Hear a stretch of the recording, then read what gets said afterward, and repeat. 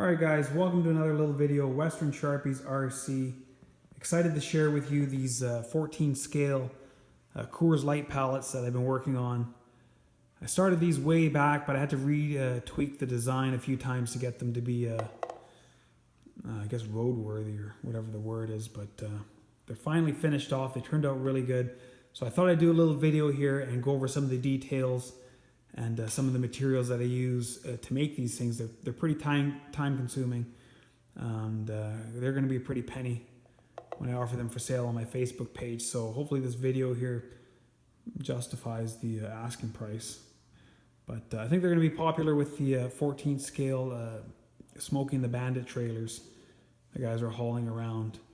I haven't seen anything like this that I know of, but they're not quite the exact same as the actual Coors Light boxes that they were hauling around in the movie, but this is the closest thing that I could find that was printable, and I don't think it's that big of a deal, but anyway,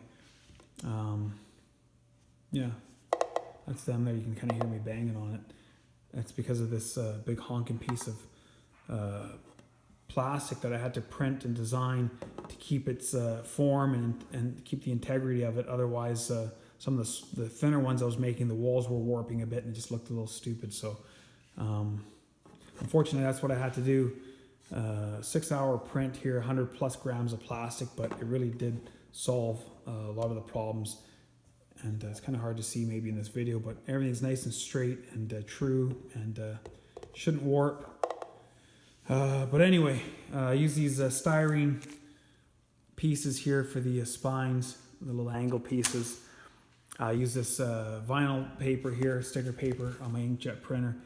As you guys know, inkjet printers just suck the ink dry. That stuff's not that cheap either, but I use this stuff here to print the design on, and so basically I print this one big sheet here and I make 2 cuts. One cut I use for the side and the front, and then the other piece for the other side and the back. And then I use these little plastics or styrene spines to hide the seam, and it turned out really good. And then of course the top is nice and solid, so you know it's nice and straight. And then the pallet, as you guys saw, I make these all one by one. I use a couple different pieces of wood. For the runners, I use a little thicker piece, and then for the boards on top, a little thinner to give it a nice scale look. And I think that's pretty much it.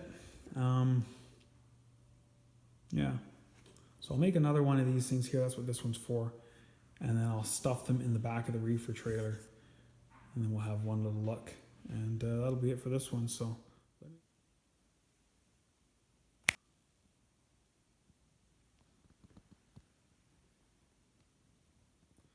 alright, I just thought I'd include this little bit of footage here for the entertainment value. You'll probably have a good laugh. I thought it'd be kind of cool to recreate the the cold air coming out of the reefer trailer. Sometimes when you see on a hot day the trailer doors open up. So ultimately I wanted to get like a fog machine, but I can't really seem to find anything battery powered or portable. So this was the first thing that came to mind. And I don't know how well it's going to work. I already burned my leg. But I got a whole bunch of these little incense sticks that I've lit in there. So I'll turn the reefer unit on here and the lights.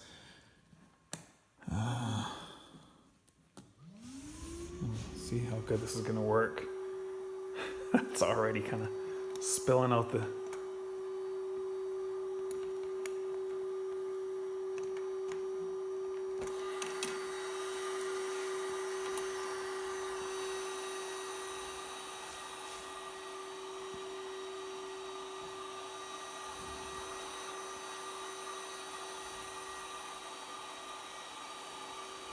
Kind of cool. And it smells nice. Yeah, I think that looks all right. You probably want to see what it looks like in there. I'll try to grab it without burning myself. Oh. So I butchered an old pear here, but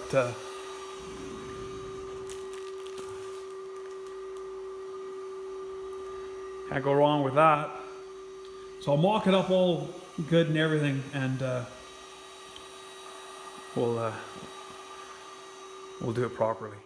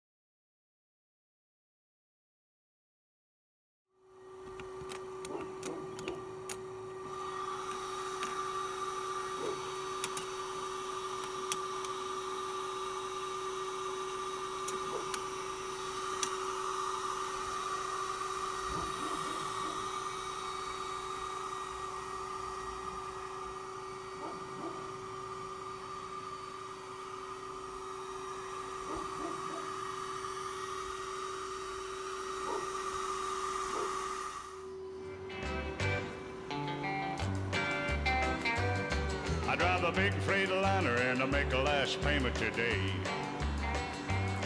And I drive to all points out of New York City to L.A. Well, the little woman smiles when I pack up to leave her. I'll soon be back, but I just got the fever. She's a believer. I got the Freightliner fever. There's a railroad running by the highway out in Santa Fe. And I passed an old freight train making his run the other day. Merle Haggard said to his fireman so pale, he's a-blowing this freight train off of the rail. He got the fever. Fever. He's got the Freightliner fever. Well, here said Red, what you carrying in that cigarette pack? I said, I got my second driver and he's gonna drive all the way back. It's a big black pill so long and round. To a driver, it's a West Coast turn around. It's for the fever. Fever. That old Freightliner fever.